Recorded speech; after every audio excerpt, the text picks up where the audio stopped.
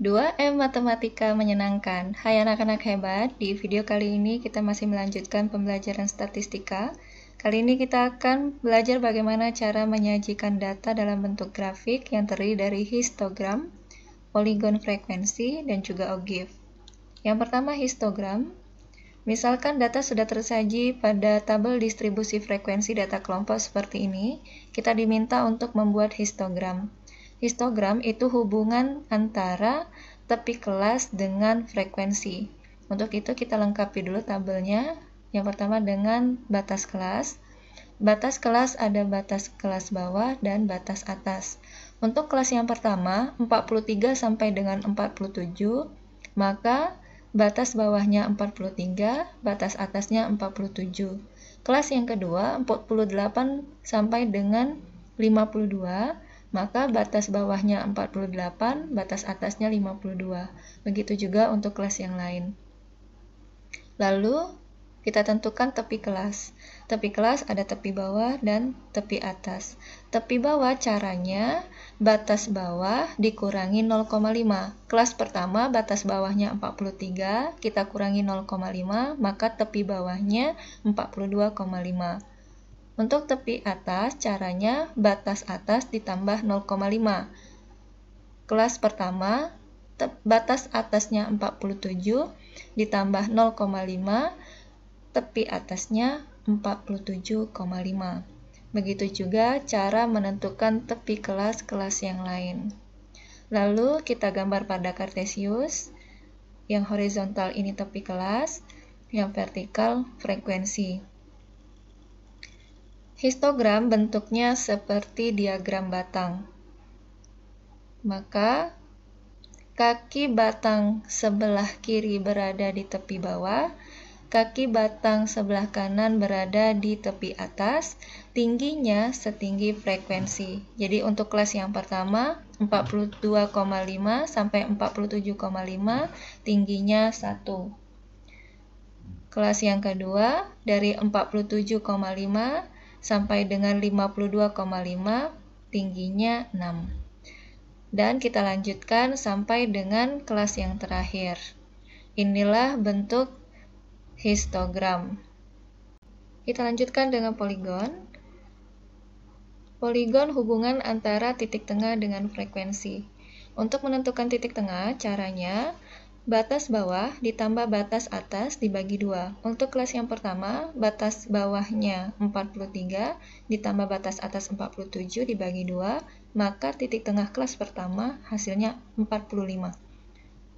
Untuk yang kelas kedua, batas bawahnya 48 ditambah batas atasnya 52 bagi 2 hasilnya 50.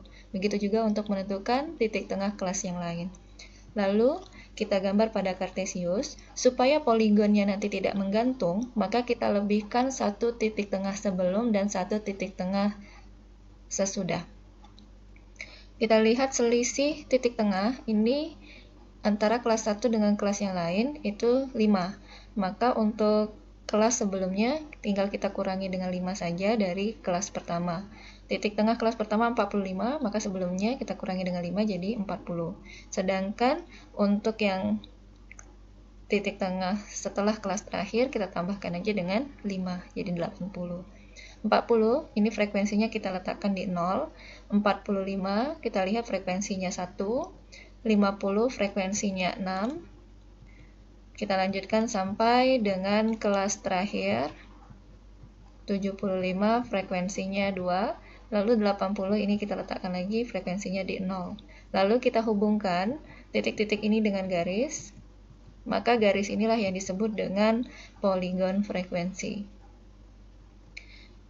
Poligon dan histogram itu bisa kita gambar dalam satu kartesius. Kita gabung. Bentuknya seperti ini. Lalu kita lanjut dengan ogive. Ogive ada 2, ada ogive positif dan ada ogive negatif. Ogive itu hubungan antara tepi kelas dengan frekuensi kumulatif. Frekuensi kumulatif ada 2, ada frekuensi kumulatif kurang dari dan frekuensi kumulatif lebih dari. Untuk ogif positif, itu hubungan antara frekuensi kumulatif kurang dari dengan tepi atas. Tepi atas dengan frekuensi kumulatif kurang dari. Cara menentukan frekuensi kumulatif kurang dari adalah kita hitung untuk yang kelas pertama, berapa banyak jumlah data yang nilainya kurang dari 47,5. Karena data kita ini dari 43 sampai 47,1, berarti yang kurang dari 47,5 itu hasilnya cuma 1. Untuk yang kelas kedua, berapa banyak data yang nilainya kurang dari 52,5. Karena yang kurang dari 52,5 itu kelas pertama dan kelas kedua, berarti banyaknya itu 1 ditambah 6. Sama dengan 7. Berarti untuk kelas ketiga tinggal caranya 7 ditambah frekuensinya 13 sama dengan 20. Untuk kelas selanjutnya 20 ditambah 16 sampai dengan 36. 36 ditambah 6, 42. Dan kelas terakhir 46 ditambah 2. Jadi berapa banyak data yang nilainya kurang dari 77,5, berarti semua data ini. Maka frekuensi kumulatif kurang dari yang terakhir itu harus sama dengan jumlah frekuensi. Lalu kita gambar pada Kartesius. Untuk yang horizontal ini untuk tepi kelas, sedangkan yang vertikal untuk frekuensi kumulatif kurang dari. 42,5 karena hubungannya antara tepi atas dengan frekuensi kumulatif kurang dari, berarti 42,5-nya 0. 47,5, 1, 52,5, 7, sampai dengan kelas terakhir 77,5 itu frekuensi kumulatifnya 48. Lalu kita hubungkan titik-titik ini dengan Kartesius. Ogif positif disebut juga dengan ogif naik. Ogif negatif itu hubungan antara tepi bawah dengan frekuensi kumulatif lebih dari. Untuk yang pertama, cara bacanya, berapa banyak data yang nilainya lebih dari 42,5. Sedangkan data kita yang paling kecil itu 43. Berarti semua data kita ini lebih dari 42,5. Berarti jumlahnya 48.